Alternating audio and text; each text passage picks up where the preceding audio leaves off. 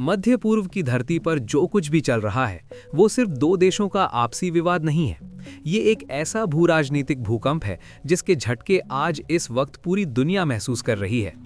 Global geopolitics का पूरा game बदल रहा है। इस समय हालात इतने ज्यादा गर्म हैं कि हर पल एक नया सस्पेंस बन रहा है। दुनिया के बड़े बड़े देश अपनी चालें चल रहे हैं, लेकिन असली सस्पेंस तो ये है कि भारत के प्रधानमंत्री नरेंद्र मोदी इस पूरी बिसात पर कौन सा साइलेंट गेम खेल रहे हैं। क्या युद्ध के इस माहौल से ठीक पहले प्रधानमंत्री मोदी इजराइल के साथ कोई बहुत बड़ा सीक्रेट गेम सेट कर रहे हैं?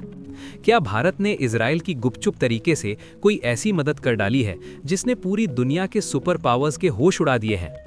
दोस्तों, आगे जो खुलासे होने वाले हैं वो आपको सोचने पर मजबूर कर देंगे। तो सबसे पहले बात करते हैं कि इस समय इजराइल और ईरान के साथ दुनिया में कौन कौन खड़ा है। क्योंकि जब भी कोई बड़ा वैश्विक टकराव होता है तो सिर्फ सेनाएं आमने सामने नहीं होती, उनके पीछे खड़े देशों की अरबों डॉलर की इकोनॉमी, उनकी खतरनाक कूटनीति और उनकी सुपर पावर वाली ताकत भी अपना खेल खेल रही होती है। आज की तारीख में दुनिया बिल्कुल साफ तौर पर दो धड़ों में बढ़ती हुई नजर आ रही है। सस्पेंस ये है कि कौन छिपकर वार कर रहा है और कौन खुलकर सामने आ रहा है।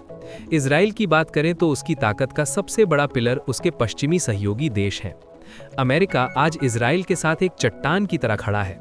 अमेरिका इजराइल को आयरन डोम, डेविड्स स्लिंग और एरो जैसे अभेद्य डिफेंस सिस्टम के लिए लगातार अरबों डॉलर की मदद दे रहा है। आसमान से आने वाले किसी भी खतरे को हवा में ही भस्म करने की जो ताकत इजराइल के पास है वो उसे अमेरिका से ही मिलती है। अमेरिका इस समय इजराइल को दुनिया की सबसे सटीक खुफिया जानकारी, एडवांस डिफेंस उपकरणों की लगातार सप्लाई और यूनाइटेड नेशंस में अपने वीटो कवर का पूरा सुरक्षा कवच दे रहा है।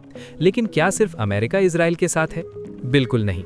यूरोप के बड़े खिलाड़ी जैसे ब्रिटेन, फ्रांस और जर्मनी भी इजराइल के आत्मरक्षा के अधिकार का डंके की चोट पर समर्थन कर रहे हैं। ये देश दुनिया को दिखाने के लिए इंसानियत की बातें जरूर करते हैं, लेकिन जब बात ईरान के सीधे एक्शन की आती है तो ये सारे के सारे देश इजराइल के डिफेंस अलायंस के पीछे मजबूती से खड़े हो जाते हैं। इसके बाद सबसे बड़ा सस्पेंस आता है अरब देशों का। अब्राहम एकॉर्ड्स नाम की डील के बाद यूएई और बहरीन जैसे देश इजराइल के साथ अपने कूटनीतिक रिश्ते बना चुके हैं। सऊदी अरब और जॉर्डन जैसे सुन्नी बहुल देश भी ईरान के बढ़ते दबदबे और उसके न्यूक्लियर प्रोग्राम को अपने लिए सबसे बड़ा खतरा मान रहे हैं। ये अरब देश कैमरे के सामने भले ही इजराइल का खुलकर साथ नहीं दे रहे हैं, लेकिन अंदर ही अंदर ये सब चाहते हैं कि ईरान का गेम ओवर हो जाए। ये साइलेंट सपोर्ट ही इजराइल का सबसे बड़ा ब्रह्मास्त्र साबित हो रहा है। क्या ईरान इस चक्रव्यूह को समझ पा रहा है? अब नजर डालते हैं ईरान के खेमे पर। ईरान सीधे तौर पर किसी पश्चिमी देश की तरह बड़े अलायंस का हिस्सा नहीं है, लेकिन उसने मिडिल ईस्ट में अपना एक ऐसा एक्सेस ऑफ रेजिस्टेंस यानी प्रॉक्सी नेटवर्क तैयार कर रखा है जो किसी भी देश को घुटनों पर ला सकता है। ईरान की असली ताकत उसकी अपनी सेना से ज्यादा उसके वो छद्म गुट हैं जो हर तरफ फैले हुए हैं। लेबनान का हिजबुल्ला, फिलिस्तीन का हमास, यमन के हूती विद्रोही और इराक सीरिया में फैले कई शिया मिलिशिया गुट आज ईरान के रिमोट कंट्रोल से चल रहे हैं। ये संगठन इजराइल को एक साथ कई मोर्चों पर उलझा कर रखते हैं। लेकिन ईरान को सबसे बड़ी पावर कौन दे रहा है? वो है रूस और चीन। यूक्रेन विवाद के बाद से आज रूस और ईरान की दोस्ती अपने चरम पर है। ईरान आज रूस को शाहिद नाम के बेहद एडवांस ड्रोन दे रहा है, जिसके बदले में रूस उसे सुखोई 35 जैसे खतरनाक लड़ाकू विमान, एयर डिफेंस सिस्टम और साइबर हैकिंग की टॉप क्लास टेक्नोलॉजी दे रहा है। वहीं दूसरी तरफ चीन ईरान का सबसे बड़ा फाइनेंसर बन चुका है। अमेरिका के तमाम कड़े प्रतिबंधों को ठेंगा दिखाते हुए चीन आज ईरान से लाखों बैरल कच्चा तेल खरीद रहा है और ईरान की इकोनॉमी को ऑक्सीजन दे रहा है। चीन दुनिया के सामने खुद को शांति का दूत बताता है, लेकिन बैकग्राउंड में वो ईरान का सबसे बड़ा ढाल बनकर खड़ा है। लेकिन दोस्तों, असली थ्रिलर तो अब शुरू होता है। इस पूरी दुनिया के बंटवारे के बीच 140 करोड़ भारतीयों का देश हमारा भारत आखिर किसका साथ दे रहा है? अगर इजराइल और ईरान का ये टकराव अपनी सारी हदें पार कर जाता है तो भारत के लिए ये किसी भयंकर कूटनीतिक चुनौती से कम नहीं है। भारत किसी भी एक देश का अंधाधुंध समर्थन नहीं कर रहा है। आज भारत की फॉरेन पॉलिसी रणनीतिक स्वायत्तता यानी अपनी मर्जी का मालिक होने पर चल रही है। भारत आज किसी के दबाव में नहीं झुकता है। भारत के रिश्ते इजराइल और ईरान दोनों के साथ इतने गहरे हैं कि हम किसी एक को भी नाराज करने का रिस्क नहीं ले रहे हैं। एक तरफ इजराइल है जो रूस और फ्रांस के बाद भारत को सबसे ज्यादा डिफेंस टेक्नोलॉजी देने वाला देश है। हमारे देश की सुरक्षा में लगे अवैक्स सिस्टम, हेरॉन ड्रोन्स, बराक मिसाइलें और बॉर्डर सिक्योरिटी के सबसे एडवांस कैमरे इजराइल से ही आते हैं। जब 7 अक्टूबर को हमास ने इजराइल पर वो भयंकर हमला किया था, तो पीएम मोदी ने बिना 1 मिनट की देरी किए सबसे पहले इजराइल के समर्थन में अपनी आवाज उठाई थी, क्योंकि भारत और इजराइल दोनों दशकों से सीमा पार से आने वाले हमलावरों का दंश झेल रहे हैं। इसके अलावा हमारे देश के कई राज्यों में आज इजराइल की एग्रीकल्चर और पानी बचाने की टेक्नोलॉजी का इस्तेमाल हो रहा है। इजराइल भारत का एक बहुत ही सच्चा और पक्का दोस्त साबित होता आया है। लेकिन रुकिए, कहानी में ट्विस्ट ये है कि ईरान भी भारत के लिए कोई मामूली देश नहीं है। ईरान का चाबहार पोर्ट भारत के लिए एक संजीवनी बूटी की तरह है।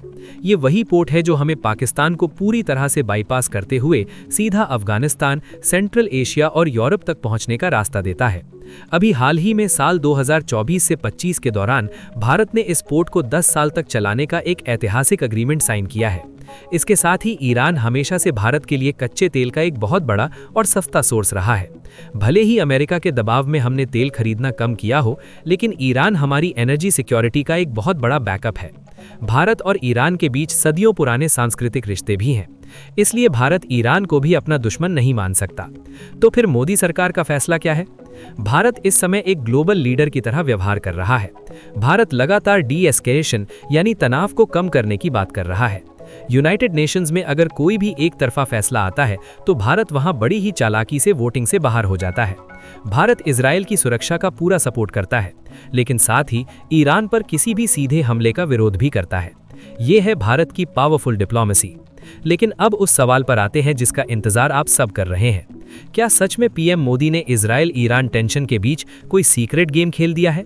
क्या भारत बैकडोर से इजराइल को कोई बहुत बड़ी मदद पहुंचा रहा है? ग्लोबल न्यूज चैनलों पर आज यही चर्चा सबसे ज्यादा गर्म है कि भारत इजराइल की गुपचुप तरीके से ऐसी मदद कर रहा है जो किसी और देश ने नहीं की। इसे कई लोग मोदी का सीक्रेट गेम कह रहे हैं। आइए इस राज से पर्दा उठाते हैं। सबसे पहला दावा है हथियारों और सुरक्षा उपकरणों के एक्सपोर्ट का। कई मीडिया रिपोर्ट्स में यह दावा किया गया है कि भारत में बन रहे डिफेंस उपकरण और ड्रोन्स आज इजराइल की धरती पर पहुंच रहे हैं। हैदराबाद में बन रहे हर्मिस 900 ड्रोन्स की सप्लाई इजराइल को की जा रही है। ये ड्रोन्स दुनिया के सबसे खतरनाक ड्रोन्स माने जाते हैं। क्या सच में भारत ऐसा कर रहा है? असलियत यह है कि भारत और इजराइल के बीच जो डिफेंस करार हैं, वो पूरी तरह से कमर्शियल और स्ट्रेटेजिक हैं। ये कोई रातों रात बना सीक्रेट गेम नहीं है, बल्कि ग्लोबल सप्लाई चेन का हिस्सा है। भारत सरकार ने कभी भी आधिकारिक तौर पर किसी कॉन्फ्लिक्ट जोन में उपकरण भेजने की बात नहीं मानी है, लेकिन कंपनियां अपने कॉन्ट्रैक्ट पूरे कर रही हैं, और यही इजराइल के लिए एक बहुत बड़ा गेम चेंजर साबित हो रहा है। दूसरा सबसे बड़ा मास्टर स्ट्रोक है भारतीय कामगारों की इजराइल में एंट्री। जब तनाव बढ़ा तो इजराइल ने हजारों फिलिस्तीनी मजदूरों को बाहर का रास्ता दिखा दिया। इजराइल का पूरा कंस्ट्रक्शन और इंफ्रास्ट्रक्चर सेक्टर ठप पड़ने लगा। इजराइल की इकोनॉमी क्रैश होने की कगार पर आ गई। ऐसे समय में मोदी सरकार ने एक ऐतिहासिक एग्रीमेंट के तहत हजारों भारतीय स्किल्ड वर्कर्स को इजराइल भेज दिया। भारत के लिए ये अपने लोगों को रोजगार देने का एक शानदार मौका था, लेकिन कूटनीति की दुनिया में इसे इजराइल को बचाने वाले एक बड़े बैकअप के रूप में देखा जा रहा है। ये मोदी सरकार का वो शांत कदम था जिसने इजराइल को अंदर से मजबूत कर दिया। तीसरा और सबसे खतरनाक गेम है बैक चैनल डिप्लोमेसी अरब देशों के साथ। पीएम मोदी के यूएई के शेख और सऊदी अरब के प्रिंस के साथ रिश्ते कितने मजबूत हैं ये पूरी दुनिया जानती है। सस्पेंस ये है कि भारत ने अपनी इसी पर्सनल डिप्लोमेसी का इस्तेमाल करते हुए अरब देशों को शांत रखा हुआ है। भारत उन्हें इस बात के लिए मना रहा है कि वो इजराइल के खिलाफ कोई कड़ा आर्थिक एक्शन न ले। ये है वो शांत कूटनीति जो बिना किसी शोर शराबे के अपना काम कर रही है। भारत अपनी न्यूट्रल इमेज भी बनाए हुए है और अपने दोस्त इजराइल के साथ भी चट्टान की तरह खड़ा है। लेकिन इस महासंग्राम का भारत पर क्या असर होने वाला है? अगर इजराइल और ईरान एक फुल स्केल जंग में उतरते हैं तो भारत को इसकी बहुत भारी कीमत चुकानी पड़ सकती है। भारत का 80% से ज्यादा कच्चा तेल इसी मिडिल ईस्ट के रास्ते से आता है। अगर ईरान में हर्मुज जलमध्रु मध्य को ब्लॉक कर दिया तो ग्लोबल मार्केट में तेल के दाम रॉकेट की तरह ऊपर भागेंगे। भारत में पेट्रोल और डीजल के दाम आसमान छूने लगेंगे और एक भयंकर महंगाई पूरे देश को अपनी चपेट में ले लेगी। दूसरा सबसे बड़ा खतरा है हमारे अपनों की सुरक्षा। आज खाड़ी देशों में 90 लाख से ज्यादा भारतीय काम कर रहे हैं। ये लोग हर साल अरबों डॉलर की विदेशी मुद्रा भारत भेजते हैं। अगर वहां हालात बिगड़ते हैं तो उन 90 लाख भारतीयों को सुरक्षित वापस लाना दुनिया का सबसे बड़ा रेस्क्यू ऑपरेशन होगा। तीसरा नुकसान होगा भारत के ड्रीम प्रोजेक्ट्स को। भारत, इजराइल, अमेरिका और यूएई का I2U ग्रुप और भारत को यूरोप से जोड़ने वाला IMEC कॉरिडोर ठंडे बस्ते में चला जाएगा। ये वो प्रोजेक्ट्स हैं जो चीन के बेल्ट एंड रोड को खत्म करने के लिए बनाए गए थे। अगर युद्ध लंबा खिंचा तो भारत का ये मास्टर प्लान पूरी तरह से अटक सकता है। तो दोस्तों, इजराइल और ईरान का ये टकराव सिर्फ उस छोटे से इलाके तक सीमित नहीं है, ये दुनिया की महाशक्तियों का अखाड़ा बन चुका है। एक तरफ वेस्टर्न टेक्नोलॉजी है तो दूसरी तरफ ईरान का डार्क नेटवर्क और रूस चीन का सपोर्ट। लेकिन हमारा नया भारत अब किसी भी गुट का मोहरा नहीं बनता। दिल्ली में बैठी सरकार एक बहुत ही सधी हुई, दमदार और नेशन फर्स्ट अप्रोच पर काम कर रही है। भारत आज वॉइस ऑफ ग्लोबल साउथ बनकर उभर रहा है। भारत विकास चाहता है, विनाश नहीं। जो सीक्रेट गेम की बात हो रही है वो दरअसल भारत की चाणक्य नीति है। हम इजराइल के साथ अपने डिफेंस कॉन्ट्रैक्ट भी निभा रहे हैं, अरब देशों से दोस्ती भी निभा रहे हैं और ईरान के साथ चाबहार पोर्ट को भी सिक्योर कर रहे हैं। भारत के लिए इस टकराव में किसी की जीत या हार मायने नहीं रखती। भारत का एकमात्र लक्ष्य है इस बवाल को अपनी सरहदों और अपनी अर्थव्यवस्था से दूर रखना।